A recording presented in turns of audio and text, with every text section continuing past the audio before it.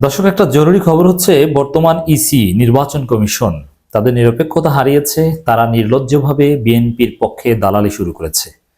এ বিষয়ে আমাদের জরুরি প্রতিবাদ করতে হবে। অতএব এই ইসির অধীনে নির্বাচন হতে দেওয়া যাবে না। খুবই সিরিয়াস বিষয়। আমি দর্শক আপনাদেরকে একটু ব্যাকগ্রাউন্ড থেকে স্মরণ করে দিই। এই নির্বাচন কমিশন যখন গঠিত হয়েছে তখন আমরা এটাকে স্বাগত জানিয়েছিলাম, কিন্তু নাগরিক কমিটি, এই নাসিরউদ্দিন পাটোয়ারি, এরা কিন্তু সংবাদ সম্মেলন করে বলেছিল হাসিনার আইনে নির্বাচন কমিশন গঠন গ্রহণযোগ্য নয় এবং এটা বাতিল করতে হবে, স্পষ্ট বলেছিল।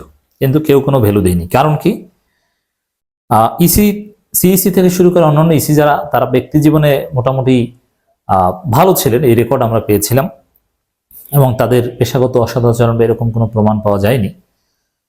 তাদের দেখলে মনে হয় জামাতের রোপণ।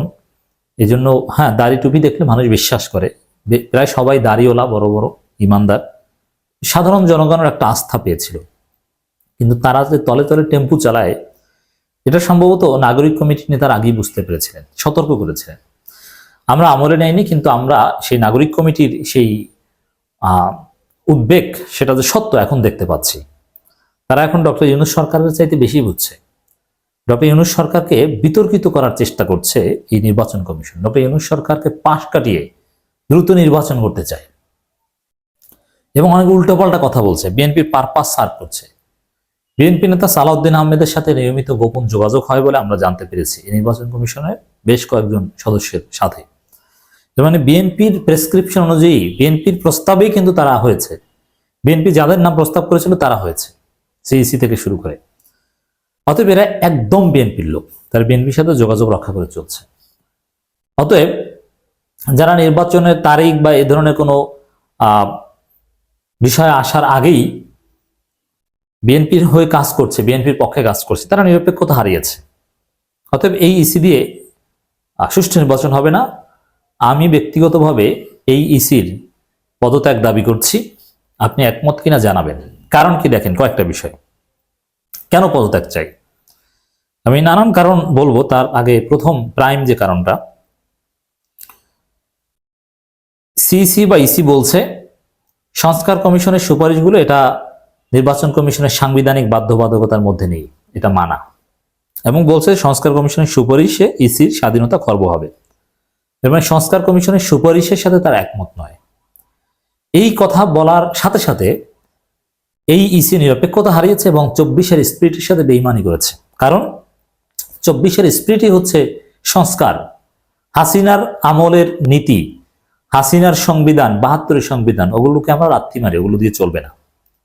অথচ সেই 72-এর সংবিধানকে মানদণ্ড ধরে বলছে যে আমাদের সাংবিধানিক বাধ্যবাধকতার মধ্যে এই সংস্কার সুপারিশমালা নেই। অথচ সংস্কারই হচ্ছে এখন মূল। সংস্কার ছাড়া সুষ্ঠু নির্বাচন সম্ভব নয়। এ বিষয়ে জাতীয় ঐক্যমত রয়েছে যে হাসিনা কিভাবে সবকিছু ইচ্ছা মতো আইন কানুন তৈরি করেছিলেন, এভাবে চলবে না। এমন কথাও আমরা বলতাম বা বিশেষজ্ঞরা বলতো যে মির্জা ফখরুলকে বা জামাতের আমিরকে সিইসি বানিয়ে দিল, সুষ্ঠু নির্বাচন সম্ভব নয়। আমাদের নির্বাচনী ব্যবস্থাই হচ্ছে কারাপ্টেড, এই জন্য সংস্কার দরকার।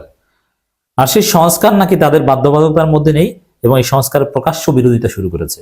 এর মানে 24-এর স্পিরিটের বিরুদ্ধে দাঁড়িয়েছে এই নির্বাচন কমিশন। তাদের পদত্যাগ চাই, অন্য কোনো কারণ দরকার নেই। এটা কি বলছে, এটা একদম বিএনপি সুরে। বিএনপি যেরকম বলছে সাংবিধানিক ধারাবাহিকতা ক্ষুণ্ণ হবে, সাংবিধানিক অধিকার, এই সব কথা বিএনপি বলছে, আর সিইসি একই কথা বলছে। দেখেন, নির্বাচনের তারিখ নিয়েও কিন্তু এই ইসি মাসুদ, এক বুইরা ভাম, সে কিন্তু বিভ্রান্তি তৈরি করেছে।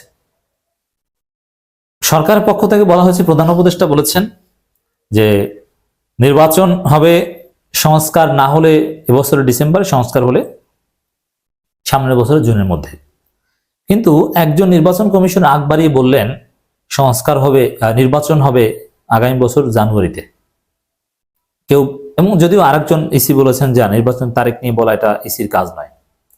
এবং এই কোনো কোনো ইসি বিএনপির পক্ষে দালালি করছে।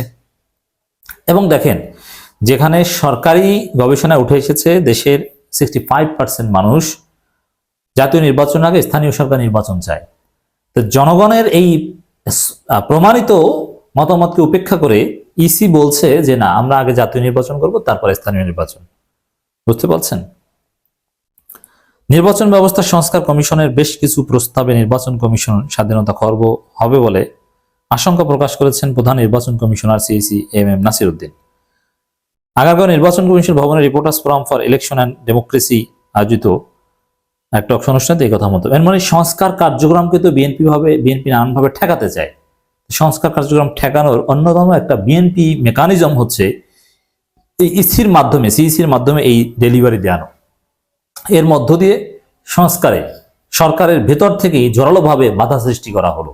একটা সন্দেহ, সংশয় বা ঐক্যমতের অভাব এটা দেখিয়ে দেওয়া হলো।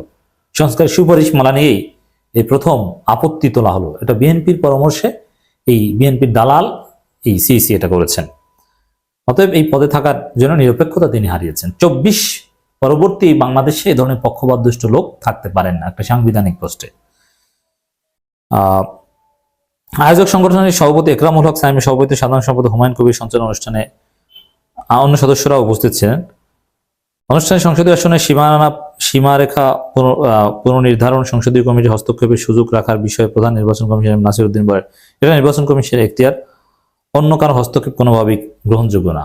এর মানে ওর বাবারে, সংস্কার হলো না, সে হাসিনার সিস্টেমকে মানদণ্ড ধরে তাদের এখতিয়ার মারাইতে আসছে।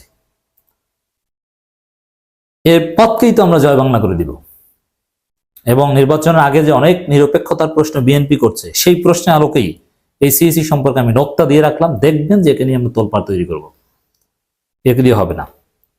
নতুন আইন, হাসিনার আইনে এই দালাল সিইসি আসছে, অতএব হাসিনার আইনকে তো আমরা মানি না।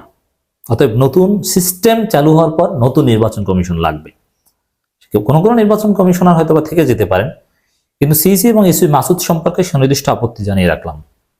সিইসি বলেন, পার্লামেন্টারি স্থায়ী কমিটিতে হাতে নির্বাচন কমিশনের কোনো কাজ গেলে ইসি স্বাধীনতা খর্ব হবে। স্থায়ী কমিটির কাছে নির্ভরশীল হতে চাই না, এই সংক্রান্ত সুপারিশ বাতিল করতে হবে। তিনি আরো বলেন, ওরে বাবা, সুপারিশ বাতিল করতে হবে? অল ইন অল রাজা দেশের সিইসি পদ পেয়ে নিজেকে রাজা মনে করে বাতিল করতে হবে।